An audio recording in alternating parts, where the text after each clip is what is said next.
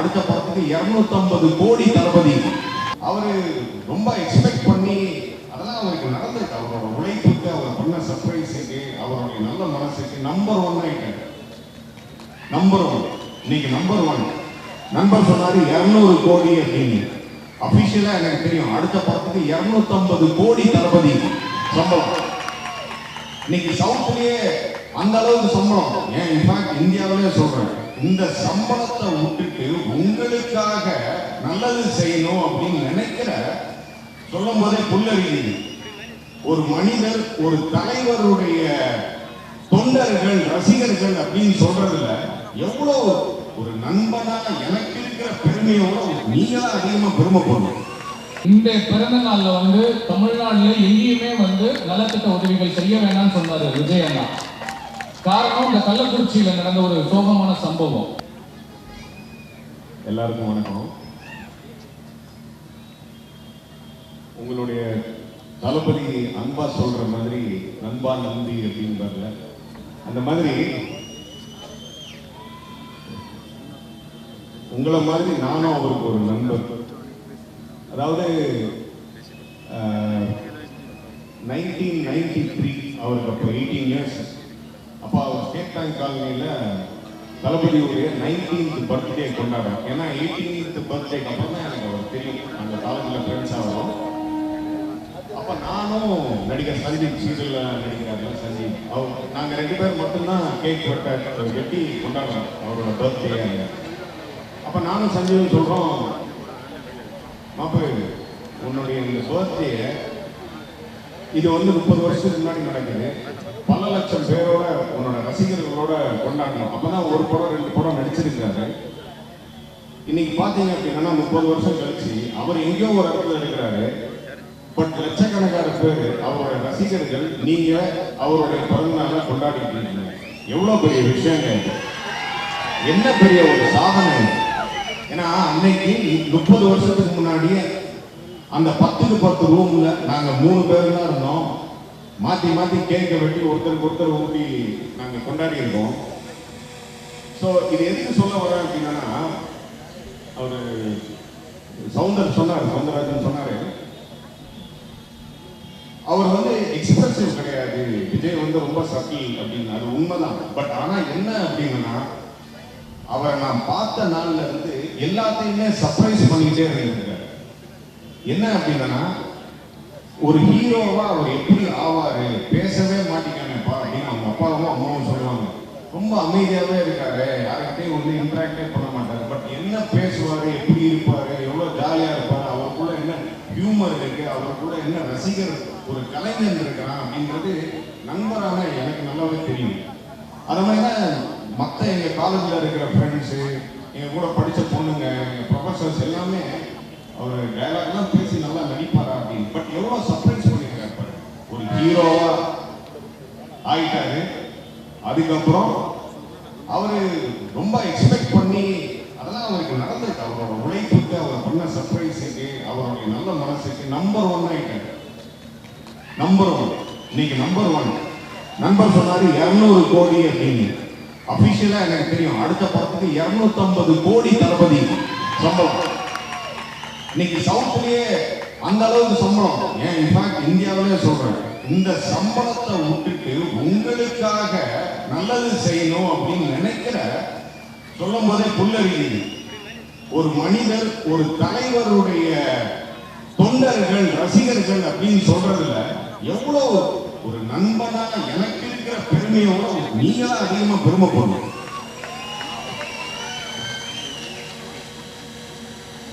என்ன அப்படின்னா,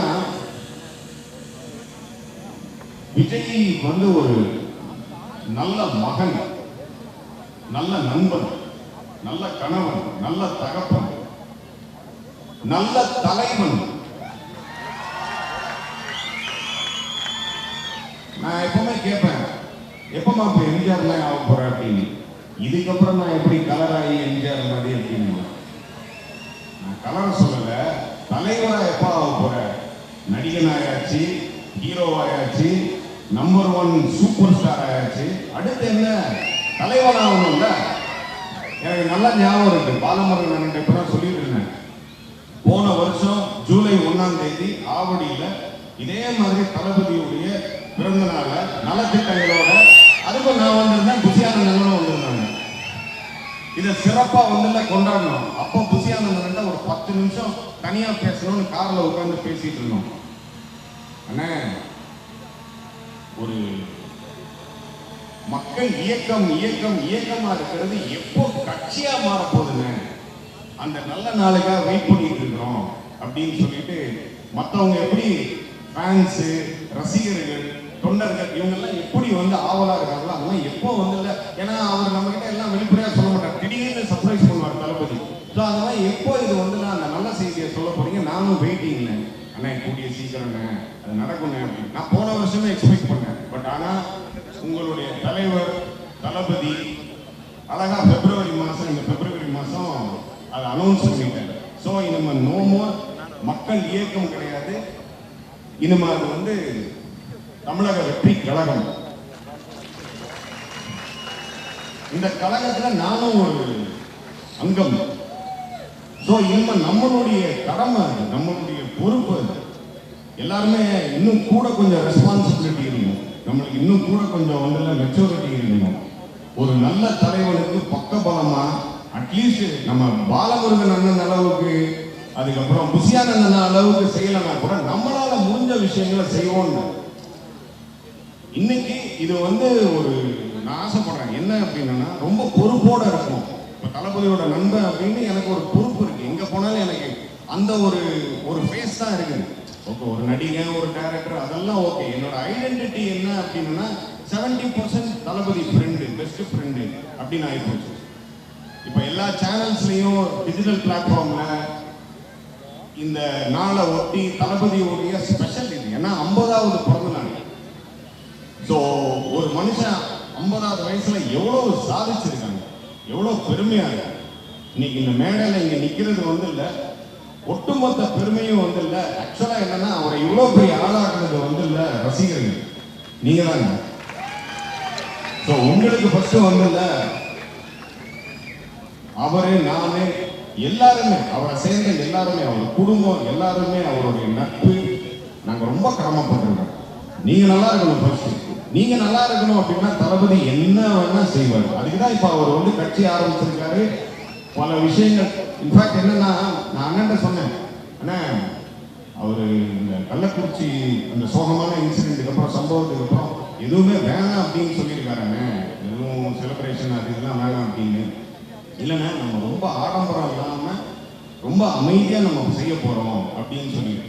ஸோ அதே மாதிரி இன்னைக்கு வந்து பாத்தீங்கன்னா ஆடம்பரம் இல்லாம ஒரு அன்பு மட்டும்தான் தெரியுது. இது எவ்வளவு சந்தோஷப்படுவார் தெரியுமா தளபதி. அவருக்கு ரொம்ப பிடிச்சதே சிம்பிளிசிட்டி. ஏன் அப்படின்னா, ஏன் சொல்றேன் அப்படின்னா, ஒரு 2-3 படம் நான் நடிச்சதுக்கு அப்புறம் எனக்கே வந்து ஒரு என்ன அறியாம ஒரு திமிரு, நடிகன் ஆகிட்டோம் அப்படின்னு சொல்லிட்டு ஒரு பந்தா என்ன அறியாம வருது. அதை கண்ட்ரோல் பண்றேன் நான். இப்போ நான் கேட்கிறேன், உனக்கு பந்தா பண்ண தெரியாதா, மாப்பு ஆடம்பரமா இருக்க தெரியாதா, அழுத்த தெரியாதா அப்படின்னு சொல்லிட்டு அதுக்கெல்லாம் ஜஸ்ட் வந்து சிரிச்சாரு. ஸோ ஒரு மனிதன் வந்து நான் நிறைய பேரோட பழகியிருக்கேன் சினிமா இண்டஸ்ட்ரியில. பட் என்ன அப்படின்னா ரொம்ப இயல்பா இருக்கிற ஒரு மனிதன், ரொம்ப இயல்பா இருக்கிறதே ரொம்ப ரொம்ப கஷ்டம். நம்மளா இருக்கிறது. ஸோ நான் என்ன சொல்ல விரும்புறேன்னா, நிறைய நமக்கு ரெஸ்பான்சிபிலிட்டி இருக்கு. அவர் சம்பாதிச்சு வச்சிருக்க இந்த பேரை அழகா வந்து நம்மளால முடிஞ்ச விஷயங்கள், நல்ல விஷயங்கள் செஞ்சு அவரை மேலும் மேலும் வந்து புகழ செய்யுது. இதுதான் இந்த வாய்ப்பு அளித்ததுக்கு ரொம்ப ரொம்ப நன்றி. Thank you thank you thanks. மிக நன்றி மதிப்பிற்குரிய ஆக்டர். மண்ணுக்கும் மக்களுக்கும் வணக்கம். ரொம்ப ரொம்ப சந்தோஷமா இருக்கு, ரொம்ப ரொம்ப பேரானந்தமா இருக்கு இந்த இடத்துல இருக்கிறதுக்கு. என் அண்ணன், நம்ம தளபதி, நம்ம தலைவர் தளபதி விஜய் அண்ணா உங்களுக்கு எங்க எல்லாரும் சார்பா ஒரு பெரிய பிறந்தநாள் வாழ்த்துக்கள் எல்லாம் சொல்லிடலாமா? ஹாப்பி பர்த்டே விஜய் அண்ணா.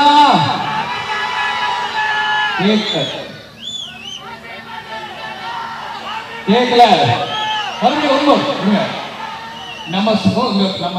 நம்ம கொடுக்கிற வாழ்த்து அங்க நீலாங்கரை வந்து கேட்கணும். எல்லாரும் 1 2 3 happy birthday Vijay Anna. Love you. எனக்கு ரொம்ப சந்தோஷமா இருக்கு, பேரானந்தமா இருக்கு. காரணம் என்னன்னா, எனக்கு இந்த மண்ணு மேலேயும் மக்கள் மேலேயும் பயங்கர ஆசை. அந்த மண்ணு மேலேயும் மக்கள் மேலேயும் ஆசை வச்சிருக்க மேல பெரிய பேராசை இருக்கு விஜய் அண்ணா மேல. உங்களுக்கு எல்லாமே கொடுத்து வச்சிருக்கு. பாலமுருகன் அண்ணனுக்கு உண்மையிலேயே கொடுத்து வச்சிருக்கு. இந்த பிறந்த நாள்ல வந்து தமிழ்நாடுல எங்கேயுமே வந்து நலத்திட்ட உதவிகள் செய்ய வேணாம்னு சொன்னாரு விஜய் அண்ணா. காரணம், இந்த கள்ளக்குறிச்சியில நடந்த ஒரு சோகமான சம்பவம். ஆனா அண்ணன் வந்து 20 லட்சம் ரூபாய் செலவு பண்ணி இந்த நலத்திட்ட உதவிகளை செஞ்சதுனால ஆல்ரெடி டேட் கொடுத்து போலீஸ் பெர்மிஷன், மீடியா பெர்மிஷன் எல்லாமே வாங்கினது அந்த மக்களுக்கு போய் சேரணும்னு ஒரே காரணத்துக்காக இதுக்கு மட்டும் ஓகே பண்ணாரு. நல்லாவே கை தட்டலாம். நான் அடிக்கடி கை தட்டுங்கன்னு சொன்னா நல்லா இருக்காது.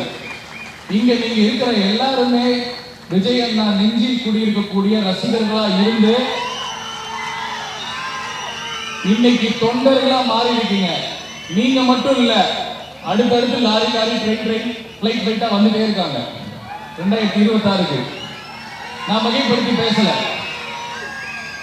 இந்த உற்சாகம் தான் பல பேருக்கு பயத்தை உண்டு பண்ணும். அந்த உற்சாகம் அறிவுபூர்வமாகவும் ஆக்கப்பூர்வமா இருக்கணும். சும்மா கை கட்டக்கூடாது, சும்மா கத்தக்கூடாது. நீங்க கத்துறது ஆக்கப்பூர்வமா இருக்கணும், அறிவுபூர்வமா இருக்கணும்.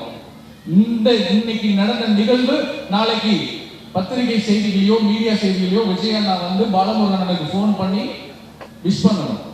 அவருக்கு கிடைக்கிற பாராட்டு உங்க எல்லாத்துக்கும் கிடைக்கிற பாராட்டு.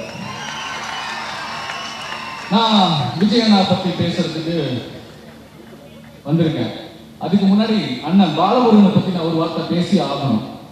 ஏன்னா ஒரு காரைக்குடியில பிறந்து இந்த சென்னையில வந்து இங்கெல்லாம் நாங்களும் தான், நானும் மதுரை உசலம்பட்டி, இந்த சென்னையில வந்து பொழைச்சு ஒரு இடத்துல நின்று ஒரு வீடு வாங்கி ஒரு நடிகனா ஜெயிக்கிறதுக்குள்ள டவுசர் கிழிஞ்சிருக்கு.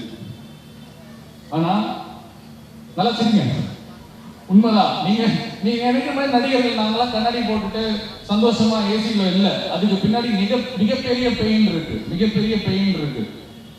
ஓகே, அது அப்புறம் பேசிக்கலாம். ஸோ பாலமுருகன் அண்ணன் காரைக்குடியில பிறந்து சென்னைக்கு வந்து ஒரு இன்ஜினியர், மாசம் ஒரு 10,000 ரூபாய் 12,000 ரூபாய் சம்பளம் வாங்குற ஒரு மனுஷன். அவர் பாட்டு அவர் வேலையை பார்த்துட்டு போயிருக்கலாம். ஆனா நம்ம அண்ணன் தளபதியை பார்த்துட்டு லவ் டுடேல பார்த்துட்டு லவ் பண்ண ஆரம்பிச்சாரு. லவ் பண்ணி கட்சியில சேர்ந்து ரசிகர் மன்றத்துல சேர்ந்து 25 வருஷமா மனுஷன் அப்ப இருந்து வருஷம் இந்த நலத்திட்ட உதவிகளை பண்ணிட்டு இருக்காரு. இந்த மாதிரி செய்யறதுக்கு இது 14வது வருஷம் நான் கேள்விப்பட்டேன்.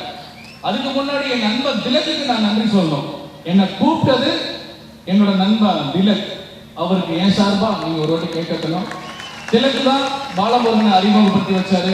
அவரை பத்தி சொன்னாரு. பொதுவா நம்ம நடிகர்கள் நாங்க வந்து அவ்வளவு சீக்கிரமா எங்கேயும் போட மாட்டோம். பணம் கொடுத்தா போவோம், ஈவெண்ட்டுக்கு போவோம், கமர்ஷியல் போவோம், அது வேற. இது வந்து அரசியல் மேடை ஆயிடுச்சுல, தமிழக வெற்றி கழகம் தானே. அப்ப நாங்க இந்த மேடையில நிக்கிறோம்ல, அப்ப யோசிப்போம், நிறைய யோசிப்போம். ஆனா நான் யோசிக்கல, என் பின்னாடி இருக்கிற எங்க அண்ணன் ஸ்ரீநாத்தோ ரோபோட்டோ யோசிக்கல. எங்க சினிமா கலைஞர்கள எங்க வீட்டுல ஒருத்தர் எங்க அண்ணன் விஜய்க்காக வந்து நிக்கிறோம். நாங்க இன்னும் நிறைய பேர் வருவாங்க. சோ திலக் வந்து சொன்னாரு பாலமுருகனை பத்தி. நான் மதுரையில இருந்தேன், ஓகே நான் வந்துடுறேங்க அப்படின்னு சொல்லிட்டு கிளம்பி வந்துட்டேன்.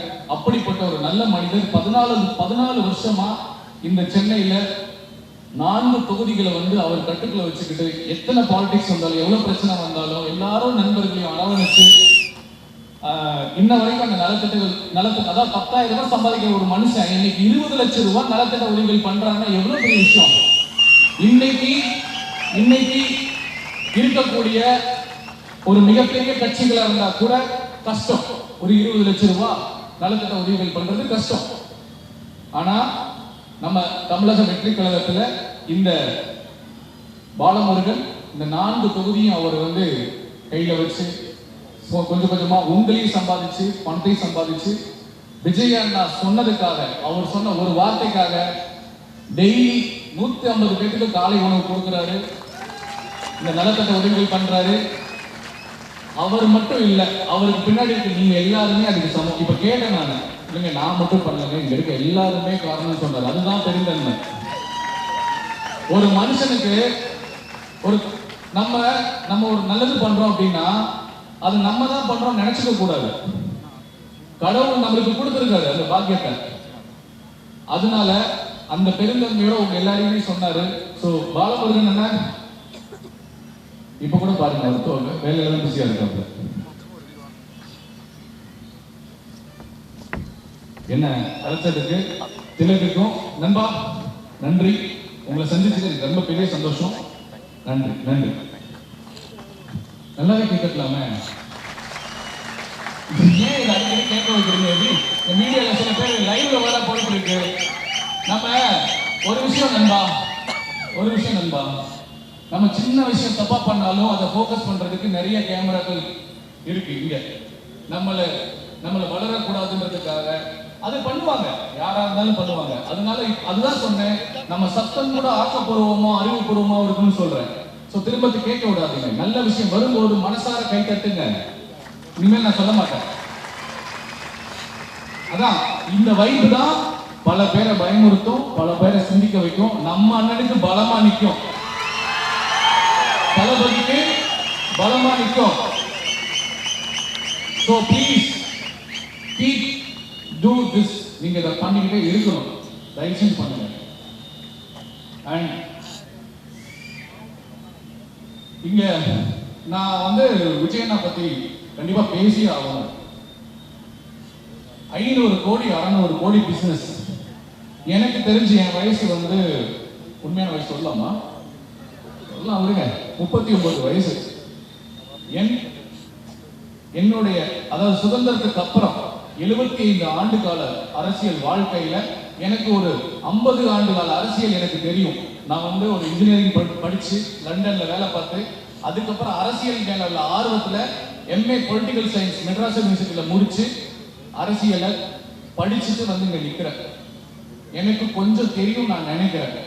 அப்படி தெரிஞ்ச விஷயத்துல எனக்கு ரொம்ப ரொம்ப பிரமிப்பான விஷயம், நான் நேசிக்கிற புரட்சி தலைவர் எம்ஜிஆர். இந்த வயசுல நான் புரட்சி தலைவரை நினைக்கிறேன் அப்படின்னா அது வந்து இந்த 3 எழுத்தில் மூச்சு இருக்கும், முடிந்த பின்னாலும் என் பேச்சு இருக்குன்றது இன்னும் நடந்துட்டு இருக்கு. இன்னும் பேசிட்டு இருக்கோம்ல. அப்படி ஒரு நடிகன், அப்படி ஒரு சூப்பர் ஸ்டாரா இருந்த டைம்ல மக்களுக்காக கட்சி ஆரம்பிச்சு அரசியல் வந்து அரசியலையும் பார்த்தாரு, சினிமாவும் பார்த்தாரு. அந்த மாதிரி ஒரு சூப்பர் ஸ்டாரா இருந்த டைம்ல கூட அவர் வந்து அரசியல் வந்து மக்களுக்காக நின்னாரு. அவர் முதல் அரசியல் மாடல் நடத்தி எங்க போய் கூட்டம் நடத்தினாலும் இது உண்மை, எங்க போய் கூட்டம் நடத்தினாலும் யாரு புரட்சி தலைவர் எம்ஜிஆர் அவர்கள் எங்க போய் கூட்டம் நடத்தினாலும் ஒரு 4 பேர் 5 பேர் அவரை வந்து அடிக்கிறதுக்கு ரெடியா இருப்பாங்க. ஒரு கூட்டம் ரெடியா இருந்துட்டே இருக்கும். தக்காளியால் அடிக்கிறதுக்கு, கல்லால் அடிக்கிறதுக்கு, இந்த மாதிரி நிறைய அவரை வந்து துன்புறுத்துறதுக்கு நிறைய இருக்கும். அதை பத்தி பயப்படவே மாட்டாரு. அந்த தைரியம், அந்த கெத்து.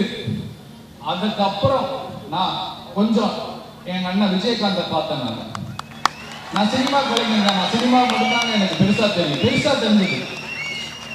அதுக்கப்புறம் என் அண்ணன், நம்ம அண்ணன் விஜய், தளபதி விஜய், அவரு நான் எம்ஜிஆர் அவரை கம்பேர் பண்ணல, அதுக்கும் கம்பேர் பண்ணல, எம்ஜிஆர் ஐயாவை கம்பேர் பண்ணல. அதுக்கும் மேல போய் சினிமாவே வேண்டாம், அரசியல் தான் வருவேன், அரசியல் மட்டும்தான் பண்ணுவேன்னு சொல்லி இன்னைக்கு 200-250 கோடி ரூபாய் சம்பாதிக்கிற ஒருத்தர்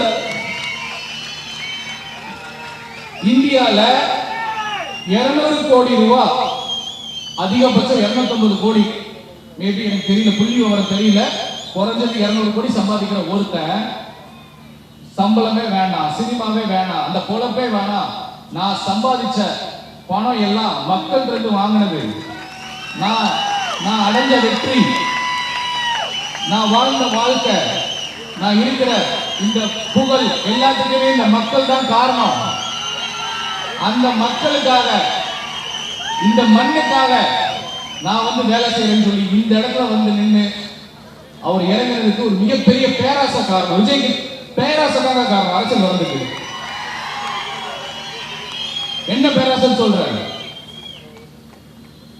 தப்பா சொல்லிட போறாங்க தமிழ்ல. விஜய்க்கு அரசியல் வருது பேராசை அப்படின்னு விளக்க சொல்ற கேளுங்க. ஒவ்வொரு குடும்பத்திலையும் உங்க ரேஷன் கார்டுல வந்து உங்க வீட்டு பிள்ளையா உட்காரணும்ன்றது அவருடைய பேராசை. ஒவ்வொரு குடும்பத்திலையும் உங்க வீட்டு ரேஷன் கார்டுல ஒரு உறுப்பினரா ஆகணும். அது எப்படி ஆகணும்? உங்க குறைகளை தீர்த்து வச்சு, உங்க தேவைகளை பூர்த்தி பண்ணி, இந்த மண்ணுக்கு என்ன செய்யணும், ஊழல் எப்படி ஒழிக்கணும், இது எல்லாம் செஞ்சு உங்க வீட்டுல உட்காரணும்ன்ற ஒரு பேராசை. அதுக்குதான் அரசியலுக்கு வந்திருக்காரு. அப்படிதான் நான் நினைக்கிறேன். எனக்கு பர்சனலா விஜய் அண்ணா கூட பழக்கம் இருக்கு. நான் 2 படம் நடிச்சிருக்கேன் அவர் கூட. தெரியும் ஒரு படம் நடிச்சிருக்கேன். 5 நாள் அவர் கூட நடிச்சேன். ஒரு நாள் கூட பேசல, கடைசி ஒரு நாள் தான் பேசினேன். பிகில் ஒரு படம் 27 நாள் அவர் கூட நடிச்சேன். 27 நாள் அண்ணன் கூட தான் இருப்பேன். அண்ணன் கூட மட்டும்தான் இருப்பேன். நான் எங்கேயாவது தனியா இருந்தா கூட பின்னாடி ஒரு உருவம் வந்து இப்படி பண்ணிக்கும். பார்த்தா விஜய் அண்ணா இருக்கும். அவ்வளவு சிம்பிள். அப்படி நான் ஒவ்வொன்றும் அவரை பார்த்து பார்த்து தெரிஞ்சுக்கிட்ட விதத்துல நிறைய பேர் சொல்றாங்க, என் காதுல என்கிட்ட கேட்கறாங்க, நம்ம விஜய் தம்பி நம்ம சொல்லிட்டு இருக்கோம்ல, இப்ப என்னப்பா உங்க ஆளுக்கு பேசவே தெரியாது, எப்படி வந்து அரசியல் பண்ண போறாரு, அரசியல் மாதிரி எப்படி பேச போறாரு, அவருக்கு அரசியல் தெரியுமா, அரசியலை தாக்கு பிடிக்க முடியுமா, இப்படி என்கிட்டயே கேட்கிறாங்க. நான் யாருக்குமே பதில் சொல்லவே. இன்னைக்கு நான் பதில் சொல்றேன். இது சரியான இடம் நான் நினைக்கிறேன். விஜய் அண்ணா உலகத்திலேயே மிகப்பெரிய சக்தியுள்ள சத்தம் எதுன்னு தெரியுமா? இதுதான் மிகப்பெரிய சத்தம் அப்படின்னா என்னன்னு தெரியுமா? யார் சொன்னது? மௌனம். மௌனத்துக்கு இருக்க பவர் வந்து வேற மாதிரி, வேற மாதிரி. நான் ஏற்கனவே ஒரு இன்டர்வியூல சொல்லியிருக்கேன், விஜய் அண்ணா ஒரு சைலன்ஸ் பர்சன். அந்த சைலன்ஸ்குள்ள மிகப்பெரிய ஒரு வயலன்ஸ் இருக்கு. அந்த வயலன்ஸ் நல்லதுக்காக மட்டும்தான் வெளியே வரும். நான் பாராட்டல, நான் விஜய் அண்ணா கிட்ட உணர்ந்ததை நான் சொல்றேன். எப்படின்னு சொல்றேன் கேளுங்க. ஒரு ஷூட்டிங் ஸ்பாட்ல காலையில வந்து உட்கார்ந்தா அப்படியே பாப்பாரு,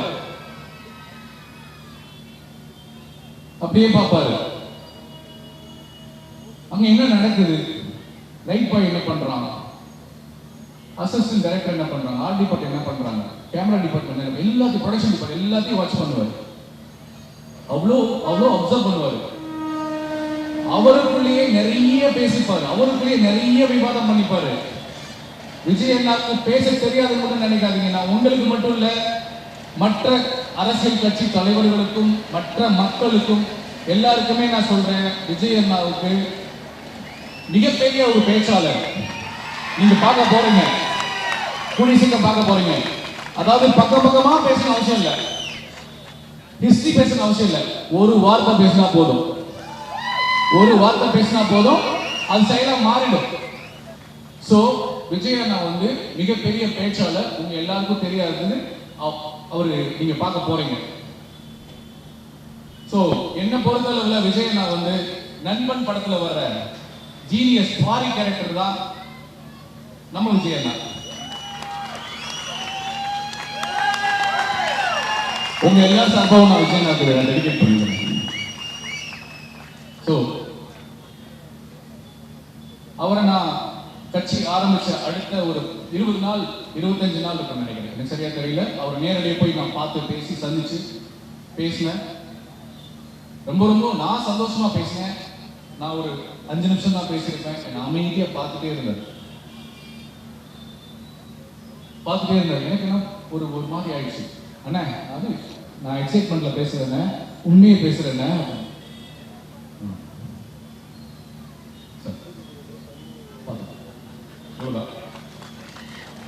சோ இந்த இதுக்கான பவர் அவர் வந்து இன்னும் ஃபீல்ட் ஒர்க் பண்ணும்போது கண்டிப்பா தெரியும். ஆனா அவர் வந்து ஃபீல்ட் ஒர்க் பண்ணணும்னா நம்ம எல்லாரும் அவருக்கு கூட நின்று பக்கபலமா இருந்து தயவு செஞ்சு ரசிகர்களா இருக்காதீங்க, இனிமேல் தொண்டர்களா மாறிடுங்க. நீங்க தொண்டர்களா மாறணும்னா பேசிக்கா தயவு செஞ்சு தமிழக அரசியலோட பேசிக் அரசியலை படிங்க. உங்களை கெஞ்சி கேட்கிறேன், ஒரு கடந்த கால 25 ஆண்டு கால அரசியலாவது படிங்க. இன்னைக்கு இந்த கள்ளக்குறிச்சியில வந்து சாராயம் குடிச்சு விஷ சாராயம் குடிச்சு 45 பேர் 49 பேர் இறந்து போயிட்டாங்க. அதுக்கு தெரியல உங்களுக்கு எல்லாருக்கும். அதனாலதான் அண்ணா வந்து பிறந்தநாள் கேன்சல் பண்ணிட்டாரு. இதுக்கு மட்டும்தான் பெர்மிஷன். ஆனா இன்னைக்கு நம்ம அரசாங்கம் அவங்க எல்லாரும் என்னமோ வந்து கார்கில்ல போய் நாட்டுக்காக உயிரை விட்டவங்க மாதிரி ஒவ்வொருத்தருக்கும் 10 லட்சம் ரூபாய் கொடுக்குறாங்க. எனக்கு வந்து போஸ்ட் வருது, அது மாதிரி காமெடி போஸ்ட் வருது. ஒரு வடிவேலும் கோவை சரளாவும் பேசிக்கிற அந்த வாடி என்ன பண்ண காலம் மாறி போச்சோட போஸ்டர்ல வந்து பாத்தியா குடிக்கிறேன்னு சொல்லி நீ கிண்டல் பண்ற, பாத்தியா 10 லட்சம் ரூபாய் இன்சூரன்ஸ் போட்டு வச்சிருக்கேன், நான் செத்து போனா 10 லட்சம் ரூபாய் வரும். இது சிரிக்கிறதுக்காக இல்ல, இது சிரிக்கிறதுக்காக இல்ல, சிந்திங்க. நம்ம கட்ட பணம், நம்ம கட்ட வரி, அது எப்படி ஒரு கள்ளச்சாராயம் குடிக்கிறவனுக்கு கொடுக்கலாம்? அது எப்படி கொடுக்கலாம்? நீங்க யாராவது கேட்டீங்களா? இத சிந்திச்சு பாத்துக்கீங்களா? ஒவ்வொருத்தரும் வரி கட்டுறோமா இல்லையா? வருமான வரி கட்டுறவங்க கட்டுறாங்க, வருமான வரி இல்லாதவங்க வீட்டு வரி, அந்த ஏதோ ஒரு வரி கட்டுறோம்ல. நம்ம பணத்தை கள்ளச்சாராயம் குடிச்சிட்டு எதுக்கு உதவாத ஒருத்தனுக்கு அது எப்படி மானியமா கொடுக்கலாம்? சாரி மன்னிச்சுக்கோங்க, அந்த குடும்பத்துக்கு என்னுடைய ஆழ்ந்த அனுதாபங்கள். எங்க தலைவர் விஜயண்ணாவும் உங்களை வந்து நேர்ல பார்த்தாரு. நான் அந்த குடும்பத்தை பத்தி தப்பா சொல்ல, அந்த குடிச்சு இறந்தவங்களை பத்தி தான் பேசிட்டு இருக்கேன். அவங்க தியாகிங்களா? ஒரு போலீஸ் ஆபீசர் இறந்து போனா 10 லட்சம் கொடுக்குறாங்களா? ஒரு அரசாங்க ஊழியர்கள் யாராவது அந்த வேலை நேரத்தில் இருந்து இறந்து போட்டாங்கன்னா என்ன காசு கொடுக்குறாங்க? ஒரு ஆர்மில இருந்து செத்து போய் நாட்டுக்காக உயிர் விட்டவனுக்கு ஏதாவது ஒரு பெருசா பண்றாங்களா? அதுதான் சொல்றேன், நீங்க எல்லாருமே ரசிகர்களா இருக்காதீங்க, தொண்டர்களா மாறுங்க. நீங்களும் அரசியல் படிங்க. இது ஒரு அரசியல். நீங்க கேள்வி கேட்கணும். நீங்க கேள்வி கேட்டாதான் உங்களுக்கு பதில் கிடைக்கும். இல்லைன்னா இப்போ இதெல்லாம் நடக்கிறதுனால தானே அரசியலுக்கு வர்றாரு விஜயண்ணா. நீங்க அமைதியா இருக்கிறத பார்த்தா நீங்க பேசுறத கேட்கறீங்களா? புரியுதா? அப்ப ஏன் அமைதியா இருக்கீங்க? அப்ப எனக்கு இருக்க கோபமும் ஒரு கோபம் வந்து உங்களுக்கு வரணும்ல. அது வந்தாதான் நம்ம அண்ணன் விஜய் இன்னும் ஒரு படி மேல போக முடியும். சோ தயவு செஞ்சு நாம வாழ்ந்து நம்மளால முடிஞ்ச அளவுக்கு இயலாதவங்களுக்கு நல்லதை செய்வோம். விஜய் அண்ணா வழியில மக்களுக்கும் மண்ணுக்கும் நல்லது செய்வோம். நல்லதையே நினைப்போம், நல்லதையே விதைப்போம், நல்லதே நடக்கும். நன்றி, வணக்கம். Thank you so much. பெரிய பெரிய கருத்துக்கள் கொடுத்தலாம். நிகழ்ச்சியில் சிறப்பு கொடுத்தாங்க.